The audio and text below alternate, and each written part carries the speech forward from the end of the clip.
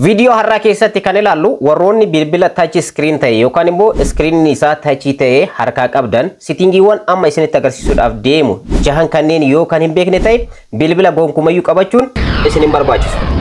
So video kana keessatti gabaabinumatti settingiiwwan kanneen akkaataa ittiin sirreeffachuu dandeessanii fi akkaataa ittiin fayyadamuu dandeessan isinitti agarsiisa. So settingiiwwan kun settingii tokko keessatti argamu. Innis answering and ending calls ka jedhu settingii of danda'e tokkotu argama. Settingii kana keessatti immoo settingiiwwan jahatu argama. Settingiiwwan kunniin jahan bilbila keessan itti fayyadama isaa hedduu isiniif salphisa. Lammaffaa immoo bilbiloonni yeroo isiniif bilbilan bakka itti control ittiin gochuu dandeessan yookaan immoo ittiin to'achuu dandeessanidha waan ta'eef itti fayyadama isaa beekuun hedduu tokko murteessaadha. So settingii kana akkaataa ittiin sirreeffachuu dandeessan asinitti agarsiisa. Settingiiwwan kanneen keessatti wantoonni argaman keessattuu yeroo namni isiniif bilbilu sagaleedhaan yookaan immoo maqaa nama isiniif bilbilee akka isiniif waamu gochuu dandeessan karaan ittiin kaaftanillee hedduu tokko al tokko qofa touch screen bilbila keessanii tuquudhaan kaasuu dandeessan wantoota bal'atu achi keessatti argama tokko tokkoon ni ilaalla hanga dhumaatti.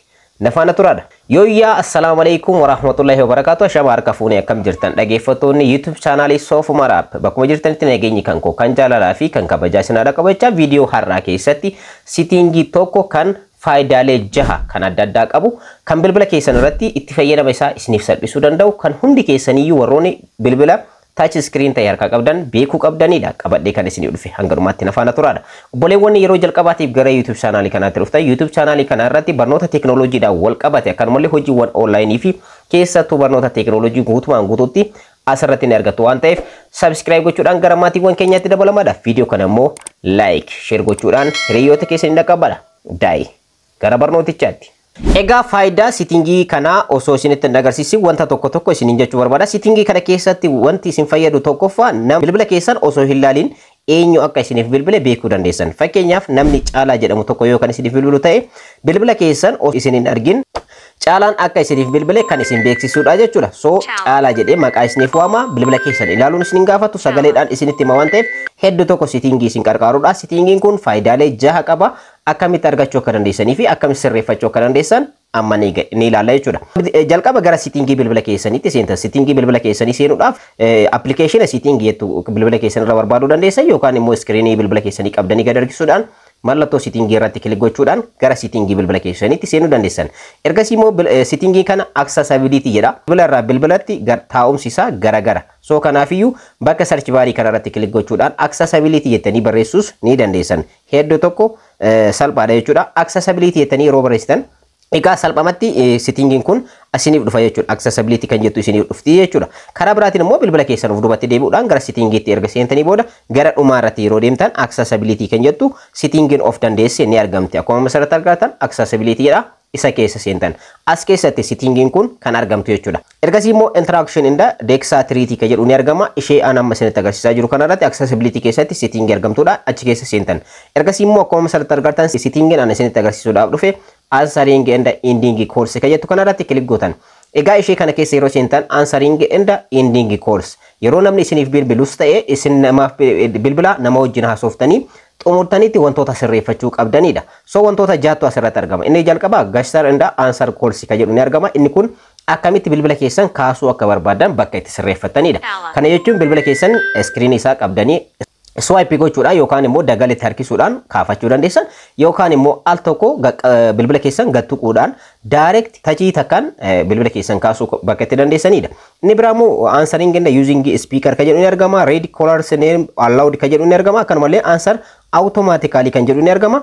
Press volume up to answer calls kan jedhu ni argama. Akkanumallee press side button to end calls kan jedhu ni argama. Isaan kanneen jahan maal akka fakkaatu tokko tokko naa ilaalu. Inni jalqaba irratti argamu gesture to answer calls kan jedhu kanarratti kilik gochuudhaan option lama qaba. Tokkoffaa swipe kan jedhuu fi akkanumallee tab kan jedhudha. So namni tokko yeroo isiniif bilbilu swipeidhaan yookaan immoo taabiidhaan taabii takkaan jechuudha. Iskiriinii bilbila keessanii al takka tuquudhaan kaasuudhaaf kan isin fayyadudha. So more swipe irra kan fayyadamu qabdan tab kan jettu kanarra godhachuun isin fayyada. Swipe jechuun akkuma iskiriinii irratti isiniif argitan kana jechuudha. Swipe gootanii bilbila keessan isa bulee kana gara diimaatti yeroo harkistan swipe gootanii bilbila namaa kaasuu dandeessan. Akkanumallee yeroo cufuu barbaadan diimaa irratti kilik gochuudhaan cufuu dandeessan. akkanumallee tachii takkaan bilbila keessan kaasuu yeroo barbaadan immoo taab kajeetu kana filatan. Taab kajeetu kana filatan jechuun al tokko bilbila keessan iskiriinii isaa yeroo namni isiniif bilbilu mallattoo magariisaa yookaan buleedha ishee irratti kilik yeroo gootan al takkaan bilbila keessan kaasuudhaaf isin fayyada. Itti fayyadamaadha. Hedduu tokko salphaadha. Taab kajeetu kana irra godhachuudhaan itti fayyadamaadha. Al tokko bicha mallattoo magariisaa yeroo namni isiniif bilbilu yeroo taachii takkaan tuutan salphamatti kaasuu dandeessan. Harkisuun isin gaafatu, swipe gochuun isin gaafatu jechuudha. Inni lammaffaadha answer using speaker ka jedhudha. Kana jechuun yeroo bilbili keessan heerfooniidhaan fayyadamtan yookaan immoo speakeraadhaan fayyadamtan bilbili keessan ofii isaatii yeroo heerfoonatti fayyadamtan yookaan immoo akkanumallee bluetooth adda addaatiin connect gootanii yeroo fayyadamtan direct bilbili keessan akka kaasu gochuudhaaf isin fayyada. So kanas akka kaasu direct akka isin bilbilameen akka kaasu barbaadan ishee kana on taatee off taatee argamti on godhattan. Yeroo on godhattanitti yeroo hundayyuu bluetoothatti yookaan immoo heerfoonitti yeroo fayyadamtan speakeratti yeroo fayyadamtan yeroo hundayyuu bilbili keessan ofii isaatii of kaasaa jechuudha. Isin bilbila keessan tuquun isin gaafatu nama san qofa wajjin haasa'uudha. Garuu speakeratti yookaan immoo heerfoonii adda addaatti yeroo fayyadamtan akka isiniif bilbilame sun osoo adda hin baafatin kaasuu dandeessan waan ta'eef isa kana ofirraa yoo cuftan more filatamaadha jedheetii yaada.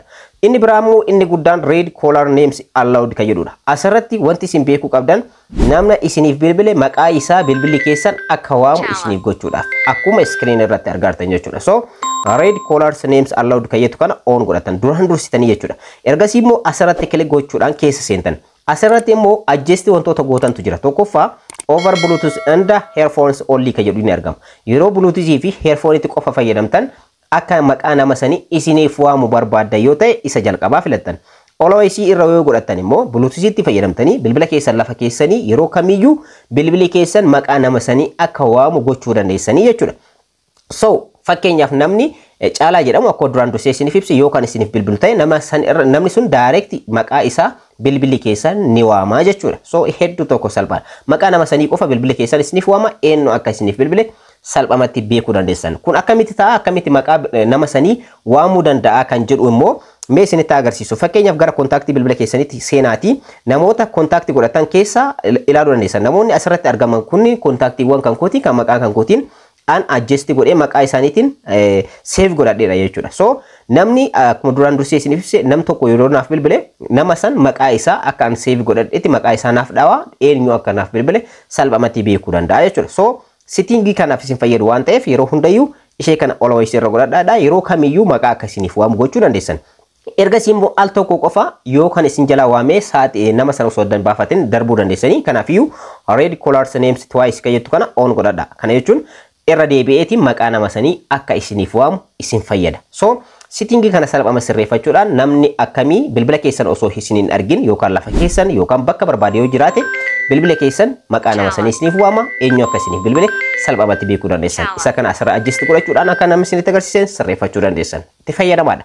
Settingin inni afuraffaadha immoo isin sirreeffachuu qabdan akkuma asirratti argartan answer automatically ka jedhamu ni argama. Isa kana on godhadha. Kana jechuun yeroo namni kamiyyuu isiniif bilbile sa'aatii meeqa keessatti yookaan immoo sekendii meeqa keessatti kaasuu barbaadan yookaan immoo automatically akka bilbili keessan ofii isaatii kaasuu gochuudhaaf isin fayyada. So answer automatically answer ka jettu kanarratti ishee kana on godhatanii fakkeenyaaf hojii harkaa qabaachuu dandeessanii yookaan immoo bilbila keessan qabatanii wajjin haasa'uudhaaf isin mijaa'uu dhabuu danda'a. Settingii kana yeroo sirreeffattanitti sekendii asirratti isin adjust gootan san keessatti bilbilli keessan nama san jalaa ni kaasaa osoo isin harkaan hin tuqin jechuudha. Touch screen bilbila keessanii tuquun isin gaafatu bilbila keessan qofa kaastanii sekendii sun erga dhumatee booda nama san jalaa ni kaasa waan ta'eef wajjin haasa'uu dandeessan. So sa'aatii adjust gochuudhaaf isa kana on godhatanii ergasii immoo settingii kana irra kilik gootan asirratti jechuudha. Egaa akkuma asirratti argartan after 2 seconds sekendii lama booda akka bilbilli keessan ofii isaatiin nama isiniif bilbile san jalaa kaasu gochuu dandeessan.